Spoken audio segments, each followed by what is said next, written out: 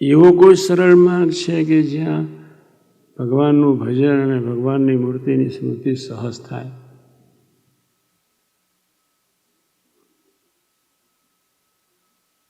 પ્રથમના 22માં ભગવાને કહ્યું, ખાતા પીતા હરતા બોલતા ચાલતા નવરા છીએ.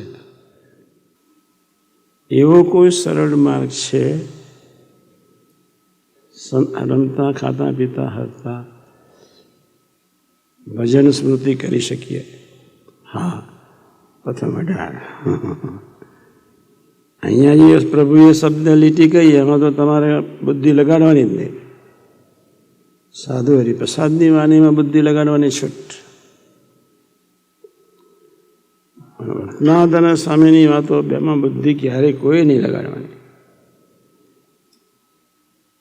એમાં બુદ્ધિ લાગી એટલે તમારો વિકાસ ઓછો થઈ જાય, તમે શ્રદ્ધા જાગૃત ન થાય. એમાં બુદ્ધિ લાગી એટલે તમે નાસ્તિક કહેવાઓ, ક્યારેય ધાર્મિકતાથી જીવન જીવી ન શકો. અનંત મુક્તો થયા, અનંત થશે.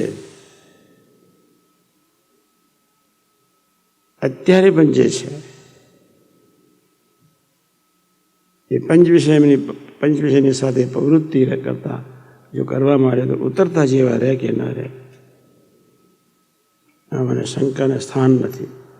નારદ સનકાદિક જેવા 24 કલાક ભગવાનની મૂર્તિની સ્મૃતિમાં જાગતા ખાતા ઊંઘતા નારદજી આવા હતા, છતાં પણ પંચવિષયના પ્રભાવમાં આવી ગયા એટલે જય સ્વામિનારાયણ.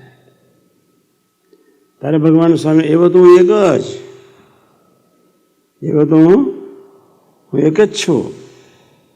તમને પ્રભુએ કે મમરા આપી દીધા હોય, થોડી બુદ્ધિ આપી દીધી હોય, થોડી શક્તિ આપી દીધી હોય, થોડી સમજ આપી દીધી હોય, થોડી કથા કરવાની શક્તિ આપી દીધી હોય, છતાં પણ તમે મર્યાદાની બહાર, પ્રથમ 18 અને 16ની મર્યાદાની બહાર કિંચિત પગ મૂક્યો એટલે તમે ગયા સમજી લેવાનું.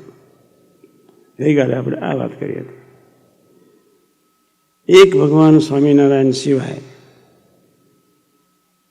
એવો તો હું એક જ પ્રવૃત્તિમાં રહેવા છતાં નિવૃત્તિ, બાકી કોઈ પાકશે નહીં, થયો નથી, થશે નહીં. એટલે આપણે બધા સાધક તરીકે થ્રુ આઉટ લાઈફ જીવવાનું છે.